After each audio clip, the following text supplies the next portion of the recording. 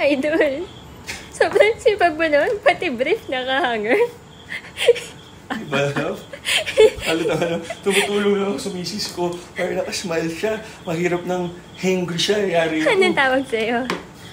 Machunurin. Kanina labandero king, ngayon sampay king. Tama ba? Sampay king. Nanay naman ang mga handis mo nakahanger din. Sa utos ni misis, pati paglinis ng banyo, lahat. Gagawin natin, di ba? Sa happy ang misis. Happy Idol. wife, happy life. Ayusin mo naman sampay mo, Idol. Quality ko. Pwede bang style ni Amir? Pag si misis matagal to, sobrang quality, 100% Japanese quality. Pag si Amir, quality ng ano yan.